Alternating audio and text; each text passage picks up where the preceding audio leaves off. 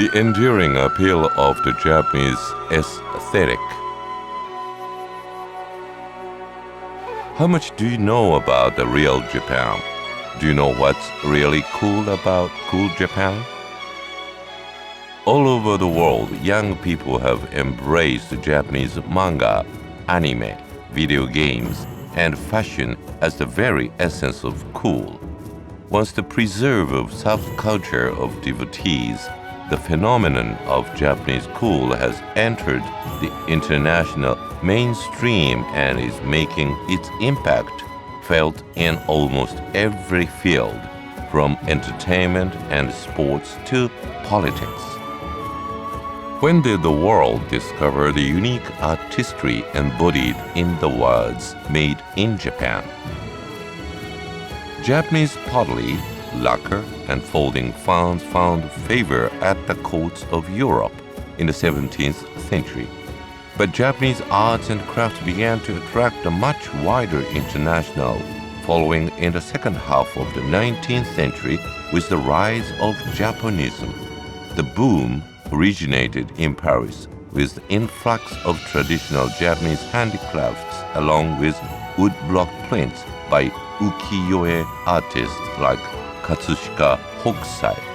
Their unique aesthetic sensibility energized the budding Impressionist school, providing an important inspiration for painters like Renoir, Manet, Monet, and Vincent van Gogh.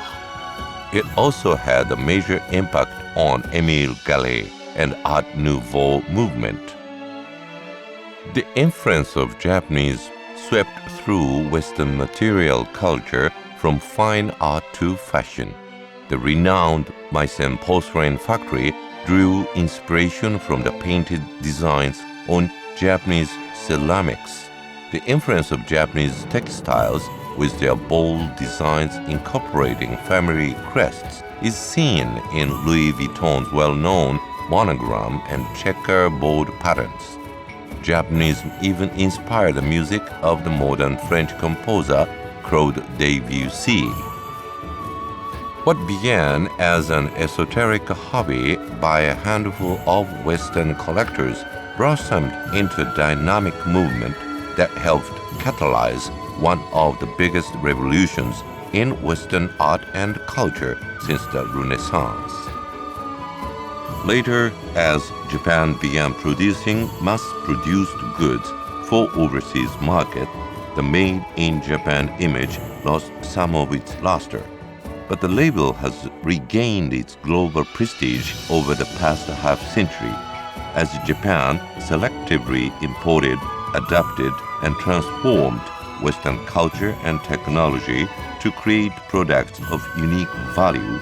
It earned the enduring respect of the international community, not only for its miraculous economic recovery and growth following World War II, but also for the unsurpassed quality of Japanese technology and design. What accounts for the enduring Japanese artistry that has excited the world's admiration since the dawn of Japanism? At heart, it springs from the culture that values oneness with nature. On this foundation, the Japanese developed a dual artistic tradition that values splendor on the one hand and restrained simplicity on the other. The roots of this aesthetic appear in the earliest monuments of Japanese literature, the Kojiki, record of ancient matters, the Nihon Shoki, Chronicles of Japan, and Man-Yoshu poetry anthology. Compiled in the 8th century, more than 600 years before the Renaissance in Italy and then France. These early works record an oral tradition that extends back several centuries further. All three bear witness to a sensibility inspired by nature's beauty and grounded in the belief that each element of nature is possessed of a divine spirit. The inspiration of nature together with the dual aesthetic of simplicity and splendor, inform one of the most famous works in the history of literature, the 11th century Tale of Genji by Murasaki Shikibu, considered the world's oldest novel.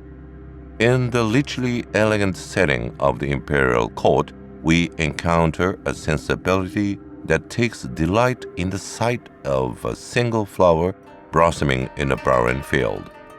Underlying this sensitivity is the recurring theme of mono no aware, a deep awareness of nature's fleeting beauty and the pathos of human life, which is an integral part of nature. In the world of Genji, mono no aware gives special meaning and poignancy to each encounter, farewell, and episode along the road of life. In the 13th century, the aesthetic of simplicity and restraint came to the fore with the birth of the concept of yugen. Yugen stressed the meaning implicit in unspoken and ineffable beauty of the unseen. It emerged as a central aesthetic tenet of Japanese poetry, no drama, and other arts, imparting a new emotional depth to Japanese culture. Another cultural current of the medieval period was the rise of the Buddhist doctrine of Hongaku, original enlightenment, which asserts that human beings are innately enlightened. This doctrine resonated with the reality-affirming tendencies of the Japanese, and it eventually broadened to embrace the notion that all manifestations of nature possess a Buddha nature, a concept reflected in countless works of Japanese literature and art.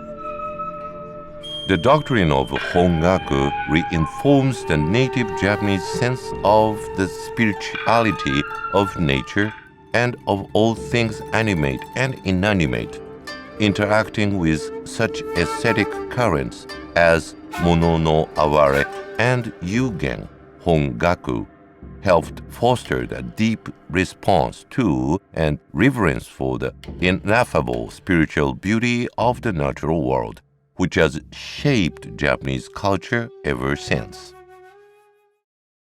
In the 15th century, the aesthetic of wabi and sabi had a profound influence of the development of such art forms as the tea ceremony, haikai poetry, and monochrome ink painting.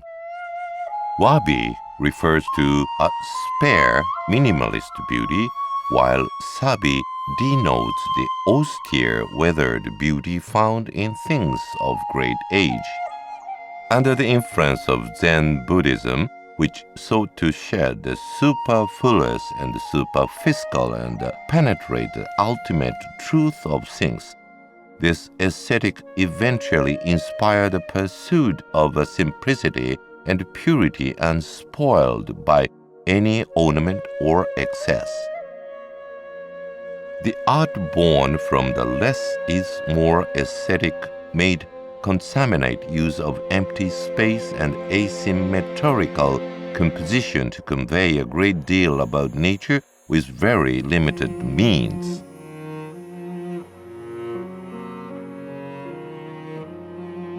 The Sengoku Warring States period of the late 15th and 16th centuries saw a resurgence of the aesthetic of splendor.